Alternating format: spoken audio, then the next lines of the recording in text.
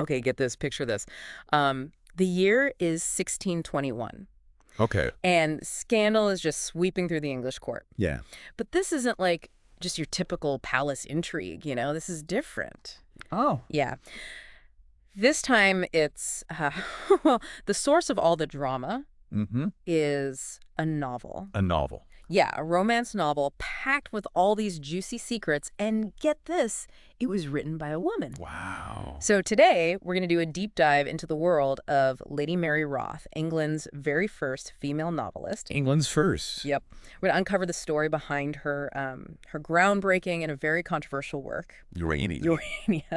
Yeah, it's fascinating how a woman writing back then in the early 17th century Right. could cause such a stir with just her words. But Mary Roth's story is as much about her personal life Okay. as it is about her writing, Okay, so let's unpack this a little. Yeah. Who was this this daring writer? Mm-hmm. You mentioned she came from a pretty prominent family, right? Absolutely, yeah. Lady Mary Wroth was born into the esteemed Sidney family. The Sidney family. Yeah, a family that was, well, practically swimming in literary talent, you could say. Really? Oh, yeah. Her uncle was Sir Philip Sidney, Wow, Sir Philip Sidney. the renowned poet and soldier whose prose romance, Arcadia, Oh, Arcadia. yeah, heavily influenced Mary's writing style. Oh, so she had kind of a literary blueprint to follow. You could say that, yeah.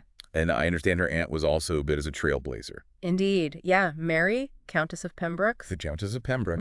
was a talented poet and translator, and she boldly published her works under her own name, Wow. which was really unusual for the time, set a precedent for women writers like Mary. So it seems Mary was surrounded by these, like, strong, creative women Definitely. who weren't afraid to make their voices heard. Right, exactly. Wow, what a remarkable family. Yeah. Makes you wonder how this environment shaped Mary's ambitions. Well, it's clear that education was highly valued in the Sidney household. Okay.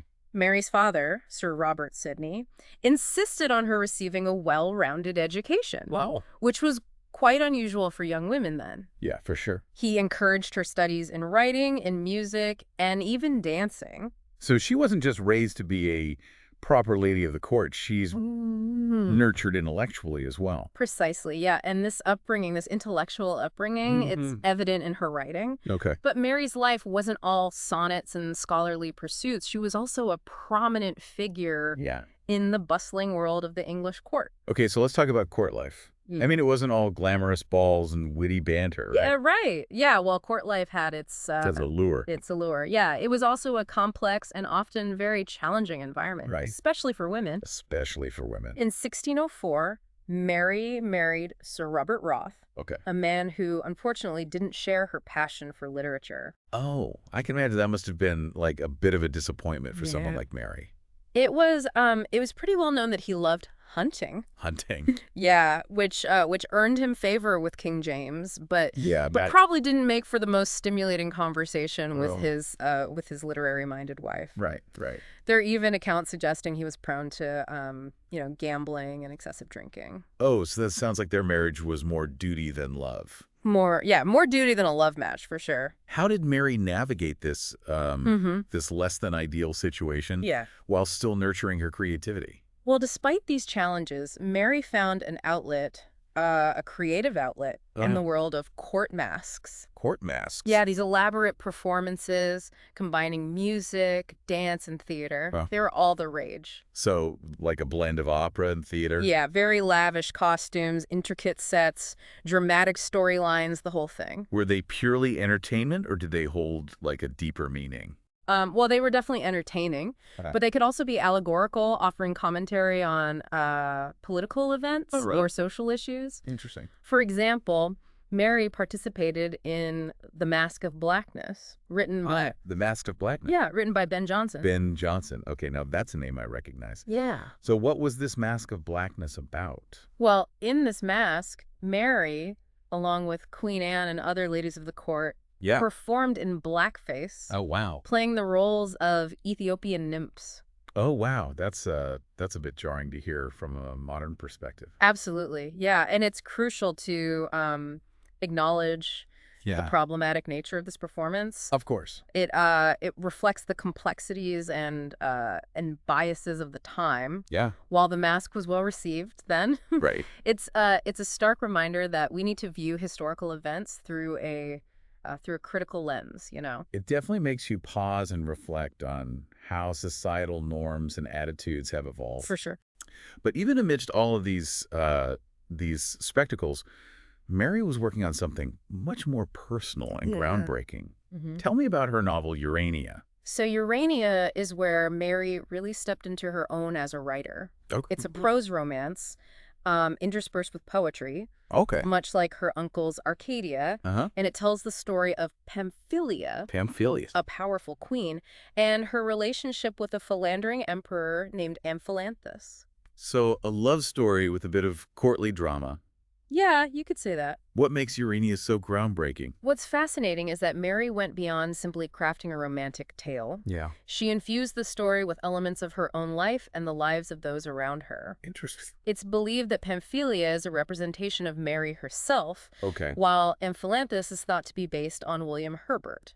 Okay, William Herbert, wasn't he a pretty prominent figure at court? Yes, he was a patron of the arts, rumored to be involved with Shakespeare. Oh, wow.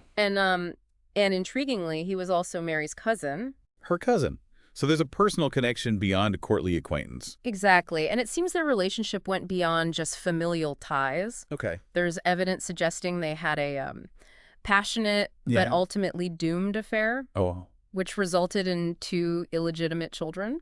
Now that's a twist. Yeah. It sounds like Mary was drawing inspiration from some very real, very personal experiences. Yeah, and just like the fictional Amphilanthus, William Herbert was known for his charm and, shall we say, his wandering eye. Okay, so Urania wasn't just fiction. Yeah. It was a reflection of Mary's life. Yeah. And the secrets swirling around in the court. Precisely. And this blurring of fiction and reality is what ultimately landed Mary in some hot water. Uh-oh, this is where things get really interesting. Yes. Tell me, how did a novel, a love story, turn into such a scandal? Well, Mary didn't just draw inspiration from her own life. She included thinly veiled portrayals of other figures in court. Oh. Which really caused a stir. One particular character, believed to be based on a woman named Honor Denny, really drew the ire of Edward Denny, Honor's father. Oh, I can imagine his reaction. It was not good. So how did this offended father respond? His response was far from subtle. Okay. He actually penned a scathing poem. A poem? A poem directly attacking Mary, calling her a monster, and accusing her of spreading lies and tarnishing his daughter's reputation. He did not hold back. Not at all. It was a very public literary smackdown. Oh, my goodness. And it really put Mary in a difficult position. So what did she do? Well, Mary, being a woman of wit and words, wasn't one to just take this lying down. Of course not. She fired back with a poem of her own. She did? Oh, yeah. She cleverly matched Denny's rhymes. Wow. And essentially called him out for his lack of poetic talent and for overreacting to a work of fiction. A literary duel. That's a bold move. It was, but despite her spirited rebuttal, the damage was done. Oh, no. The scandal surrounding Urania reached a fever pitch. So this is where the backlash really took hold. Yes. In an attempt to control the damage, Mary claimed that the publication of Urania was an accident. An accident? That it was never meant for the public. A likely story? Yeah, she even offered to stop its sale. It sounds like she was trying to downplay her involvement and maybe appease those who were offended. That's very likely. Yeah. Sadly, despite her attempts to salvage the situation, her reputation was tarnished. Oh, no. Urania was never reprinted during her lifetime. Oh. And she really faced the consequences of daring to expose the secrets of the court.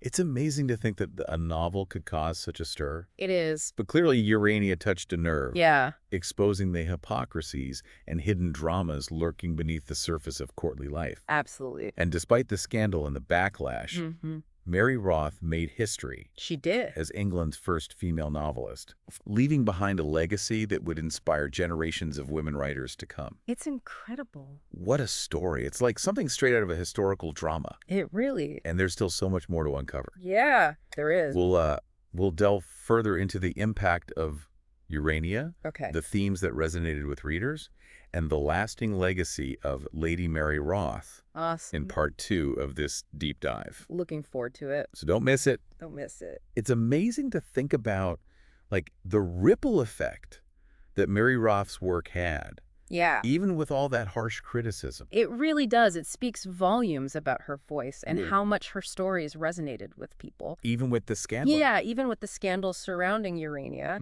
she inspired other women writers who were also ready to challenge those conventions and make their own mark. So who were some of these writers that felt that impact? Well, one great example is Margaret Cavendish, Margaret Cavendish. Duchess of Newcastle. Okay. Another groundbreaking female writer who published several works in the mid-1600s. Oh, yeah. Margaret Cavendish, she was known for her flamboyant personality and her philosophical writings. That's her, and despite their differences in personality and writing style, Cavendish really recognized Mary Roth's contribution to literature. She did? Oh, yeah. In fact, she even referenced Mary's work. Oh, wow. In the preface to one of her own books, Sociable Letters. Sociable Letters. Okay, so how did she acknowledge Mary Wroth? Well, she took a rather clever approach. Okay. She quoted the final lines of that scathing poem by Edward Denny. Oh, wow. The one that called her a monster? Yeah, the one that called her a monster for writing fiction.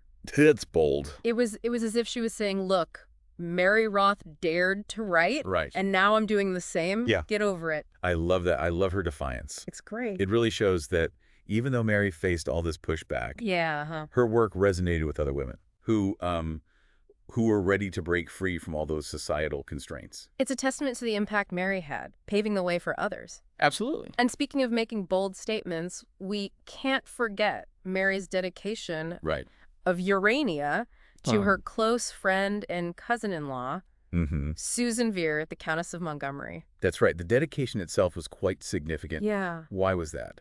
Well, you have to remember at that time, women's relationships were often overshadowed by men. Right.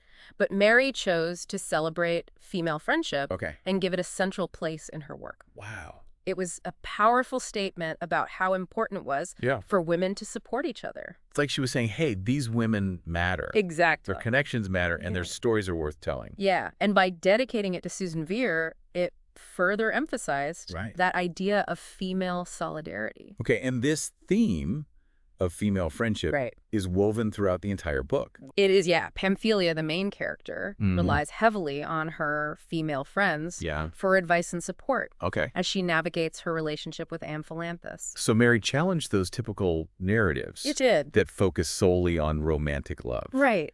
From a male perspective. Exactly. She shifted the focus to the female experience, showing the strength and the importance of those bonds between women. And that focus on the inner lives of women goes beyond friendship, right?